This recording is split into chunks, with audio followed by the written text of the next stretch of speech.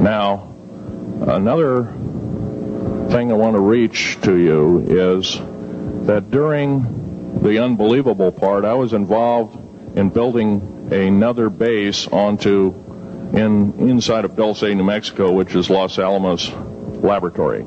It's a biological laboratory. On the southwest part of the Archuleta Mesa, we built an underground facility, a better part of 3 cubic miles hollowed out underground.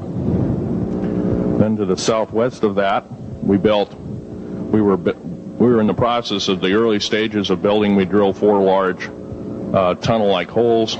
Some of them ran 2.5 miles under the surface. Number of the original wells or drilling machines that were used were at the rate of up 2 miles a day. It was fairly rapid. The equipment kept coming up broken. So we wanted to go down and we wanted to send somebody down there, a human observer, or human observers in this case, to find out what was going on. Well, to our total surprise, first of all, the government knew all about it. They didn't tell anybody.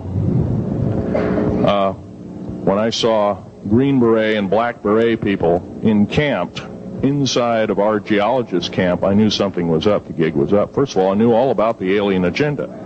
I'll explain that in a few minutes. The large alien grays had been encamped there for as best as believed possible about 400 or 500 years. It had been one of their internal bases. And we drilled holes right on top of it.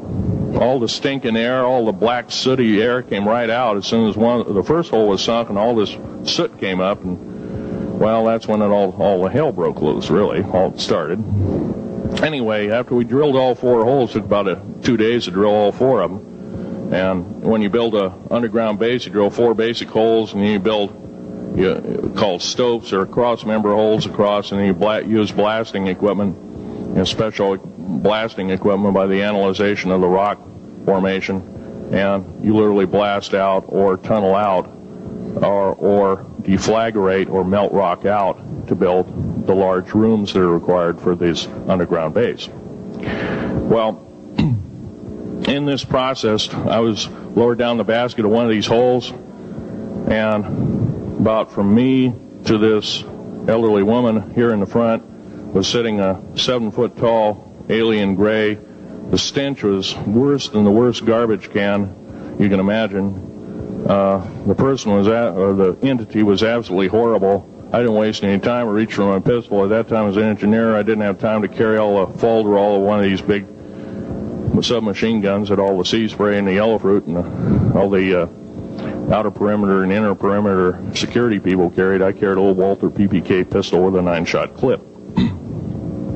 This was in late August of 1979. Now, you got a regular suit of clothes, you got a regular clothes on, plus you're in almost like a spacesuit environment, and you're reaching for a gun. It's not the easiest thing to do, and then to pop a clip in it and start shooting. And I killed 2 of them. Yes, they're mortal, and they do die. However, in the process, one of them did this. All I remember is that he just kind of waved his hand in front of his chest, and the next thing I know, this blue beam hit me and just literally opened me up like a fish, and burnt my fingers right off of me. And it was some form of electrical force, because the kind of like being hit by a lightning bolt burned all my toenails off of me. Completely crispy crittered my left foot, burnt the shoe right off of me. All I remember was the smoking remains, and I'm still conscious, but in and out of, I didn't remember much. And there was a Green Beret that was right behind me that risked his life. In fact, he died. But he risked his life. He shoved me back in the basket and hit the button and took me up. And I wouldn't be alive talking to you today if it wasn't for him. I'm forever indebted. He lost his life. 66 Secret Service agents, Green Berets, Black Berets, crack troops lost their lives because the government, our United States government, lied did not tell us anything about the alien threat. There's a war underneath there, and I'm talking dead serious.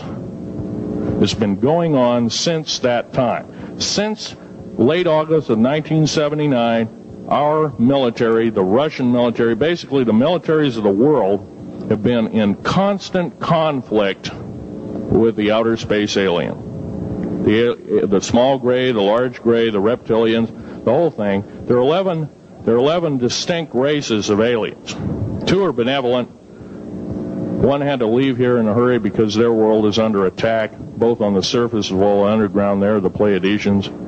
They're familiar, maybe some of you are familiar with that.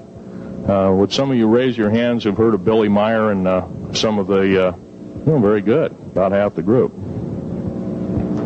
Well, Billy Meyer is one of these lucky people that they figured, well, he's kind of a simple type, we'll show him everything.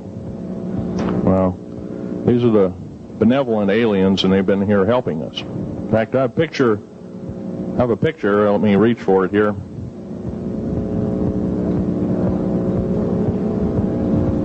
I have a picture of one of the aliens been working for the United States Pentagon for the last 58 years. His name is Val Valiant Thor. He's right here. There's my father in the background.